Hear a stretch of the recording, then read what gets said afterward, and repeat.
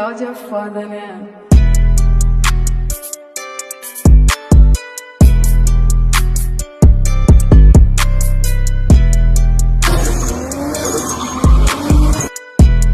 Hey YouTube, what's going on? It's Construed Customs. In this video, we're going to be taking our garage floor from looking like this and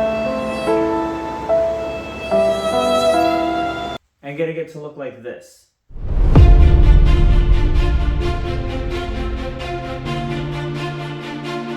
Now, this will be a two-part video. The first part, we're going to be talking preparation, getting our concrete ready to pour the epoxy. And part two, we're going to talk a little bit about epoxy choice and actually laying our epoxy down. So without further ado, let's get into it. All right, so real quickly, I don't have my microphone or anything. I actually wasn't planning on recording this stuff this early. So with prepping the garage floor, you want to make sure that you're using a diamond grinder like this to kind of clean up the concrete. And we'll clean up this area first, and then we'll go back with our diamond cutoff wheel and actually like get in that crack, expand it out a little more, get these chunks of concrete out. But one thing I noticed just now when I was setting it up, if you're using a battery powered diamond grinder or grinder in general, you're gonna run into this issue here where the grinder will never be level, so you won't end up getting maximum surface contact and you won't grind the concrete smooth and flush. You want a corded grinder, that way the battery isn't going to be in the way. So just thought I'd point that out real quick. So we got done using the angle grinder and we basically followed all the cracks that are pretty significant and we kind of grinded down that area, that way it could be smooth. And then what you also want to do before you get the big boy diamond grinder in here to resurface all of this area, what you want to do is get your angle grinder and just go along all the edges, go along all the seams here, even up here we're going to be coating. So I went along that edge there, all the way down to this side, this edge all the way down this way, and then back up inside of here. And then we reground a new lip. I don't know if you can see that there, but we regrounded a new lip there as well, and kind of got this part right here where it's nice and flat, and just kind of resurfaced that a little bit. That way we could paint it and get some epoxy on there too. So now that we got that done, what we're gonna do is go ahead and take our diamond blade, take this bad boy, and we're going to cut into all of these cracks. You don't have to go crazy. We're not going super deep or anything. We're just going to cut into those cracks, put some of the crack filler in there, and then for this section right here, since you could see it's not level at all, we're going to wash all this down, mix us some self-leveling underlayment by Sika, and use the primer on that part. I'll try and see if I can show you guys that. All right, so we did our diamond cutting now, and you can see each of the spots that had cracks that we cleaned up. We went ahead and cleaned that up, cut it, made sure it was nice and clean on the inside as well. And then you want to go and take your vacuum.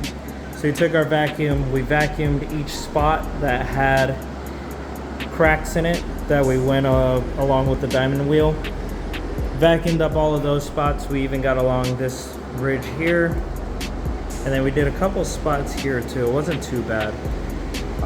That way we could go ahead and fill it in with our crack filler. And then we're gonna mix up this concrete really quick. Just one tip that I can say with doing this is the vacuum helps out a lot. Now you may not want to vacuum the entire floor, because what we're going to do is come back and diamond grind this whole thing tomorrow and then pressure wash it before we put our base coat down, or our primer for the metallic epoxy. So make sure you have a vacuum, make sure you have some PPE, some a respirator. We got a respirator, some goggles. These help out way more than regular safety glasses because they shield all around your entire face. They're breathable, but they work the best when you have a respirator mask because this bottom nose part doesn't actually sit flush on your face, so you can get a lot of dirt coming into your eyes that way as well. But when you have this piece on there, it actually seals up nice along there so you don't get a lot of dust going back into your face. So let's go ahead and mix our concrete and fill these cracks in. All right, so we got our cracks filled in, and I want to tell you, I don't really like the crack stuff that we used. You can see it stayed soft for a little while, and then you get like little holes inside of here once it starts to settle. And even then, it's still, like it says, it needs 24 hours to cure, but it's still pretty soft.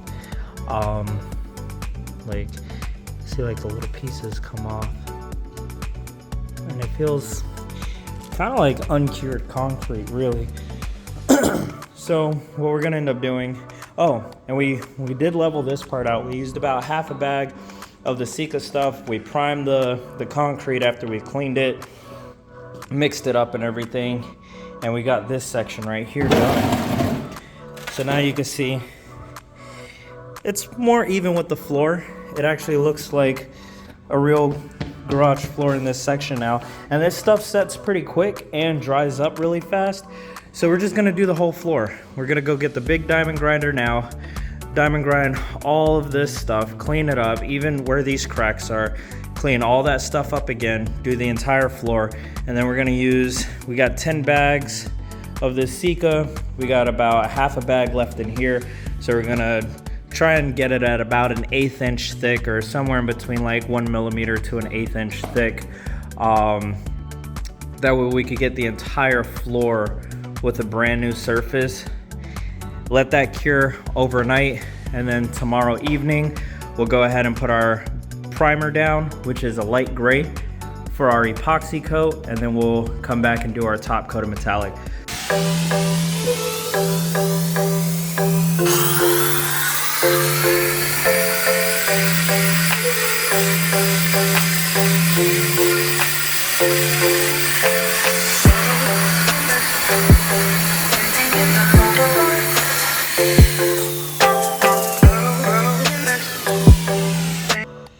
All right, so we got our concrete sitting out here. We just got done with the diamond grinder. This is what the finished product looks like for prep. Nice and clean. This is the spot that we redid yesterday. We hit that with the diamond grinder a little bit also,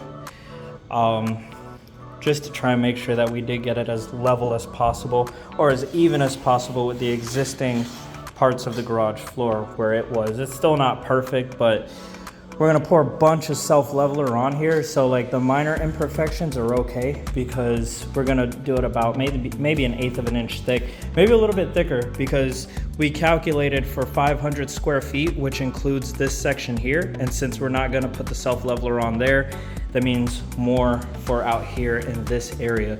And as you can see, the entire garage is on a slant. That way fluids, whatever, water, all that drains out. I'm quite sure it's like a flood prevention thing, whatever. Now we're not gonna try and level it to where we get rid of that. We just want a nice, smooth, clean, as close to perfect surface as we can get. So when we do the epoxy, it won't run down, it won't have a lot of low spots and high spots and stuff like that in it. As you can see, we got minor low and high spots here from the diamond grinder, which, let me tell you, doing this thing is actually a lot more difficult than what it seems on YouTube.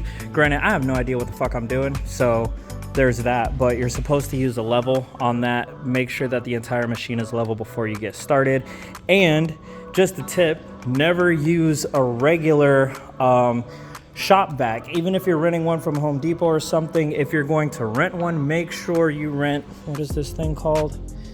Edco, an Edco vacuum that's specifically meant for dust, because what that vacuum will do is that'll spit all the dust that you're trying to vacuum up out the back.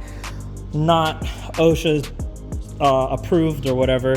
But you also don't want your neighbors to hate you, especially if you're in an HOA or something like that. So make sure you use the proper vacuum for it. If you're not going to use a vacuum, as you can see all this water, and we got a water hose there, you can connect a water hose to the back of this, control your flow, and that'll keep the dust down. Still wear a respirator. You might still want to wear safety glasses. I found that like wearing safety glasses while doing that made it harder to see what I was doing. But it's also great if you have another person with you so that they can use part of the hose or another hose to kind of spray while you're going, so you can see all your high spots, all your low spots, where you actually are in the process, what you need to go back over and stuff like that, so you can get a nice clean, smooth finish. Even if there are minor imperfections, like I said, we're pouring some leveler over it, so that'll get rid of that. But we gotta go take this diamond grinder back. We'll do that. We gotta let this dry, and then we'll apply our bonding agent and get our self-leveler mixed, pour that on there, and then get started for the fun part. All right, so we got done with washing everything down with the water hose. We're not gonna pour any concrete tonight. We actually need to let this dry, and it is gonna rain soon. So what we did do is, I mean, you could use a table, you could use a pallet or something. Typically what you wanna do when you have concrete like this, you got like a fresh surface on it, or you just poured something and you rinsed it down or whatever, or you're cleaning it and you rinsed it down, what you want to do is tape off a small section, and you can see we have a tarp here so that the concrete's not sitting on the bagged concrete isn't sitting on the wet concrete floor. But if you tape it off with maybe like a tarp or a piece of like waterproof plastic or something like that, it'll let you know the next day when you go to pick all this stuff up, if there's not a wet spot underneath, then your concrete's dry enough to work with and you don't have moisture still sitting in the pores. Then you could go ahead and prime it and pour your self-leveler or do your epoxy or whatever you're going to end up doing. So tomorrow we'll pour this stuff out, let it set up, and then get on our primer. You know, things get pushed out a day or two, but it's all right. As long as it's done properly, that's what matters. Hopefully we're doing this properly. All right, so we got everything cleaned up. We can see our spot is nice and clean there. So it's not wet anymore, so the concrete is dry. We went ahead and used the shop vac to get the excess dirt that wasn't washed away with the water hose up. And now we're gonna go ahead and do our primer for our self-leveling underlayment.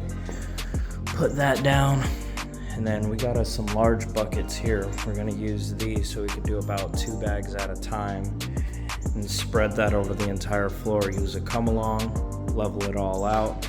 We got our border right here so it doesn't go too far past the line for the garage. If we get a little bit in there, that's okay. We could always use a grinder and reopen that. That's so when the concrete expands, it doesn't cause more cracks, but there's already cracks there.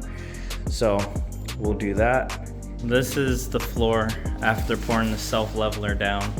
It's dry now, dry enough to walk on. We used the spike shoes, which, where are those at? Oh, right here. These spike shoes, just so you know, when you order them, they don't come put together like this. You got to put them together yourself. But use these spikes. We're going to use the same thing when we pour the epoxy down, but that way the self-leveling stuff only has a small point to self-level back to. This stuff sets super quick, so you can actually see some of the spots where I was walking that actually dried up a lot faster than expected. This is definitely more than a 2-person job. It's like a 2 to 3 person job. Need to have 1 person mixing, 1 person pouring, and 1 person using a come along or squeegee or something to try and level it out. Yeah, but I mean, it should be good enough to do the epoxy. What I'm gonna do is take the hand grinder and just go over some of the overlaid spots where it might be a little high, a little low, some rough spots, try and smoothen those out a little, and then the epoxy should fill in the rest, because the epoxy is also self-leveling. But what we really wanted was a fresh concrete surface to work with, and that looks a little crazy in there. It's actually, if you look at it, from the ground level, it is pretty smooth and level. Only reason that looks like that is because as it was drying, I was still trying to smoothen it out and level it. So you could see some of the spots that were scraped while it was already starting to settle. Yeah, you gotta be super fast when doing this, but for the most part, it came out okay. It came out almost perfect up here at the top. But yeah, next step, clean this up a little bit and then do our primer. All right, that's a wrap for part 1 of this project. Remember to like, comment, and subscribe. If you do like the video, share it with a friend, and stay tuned for part 2, where we actually lay our epoxy on the garage floor. You don't want to miss it.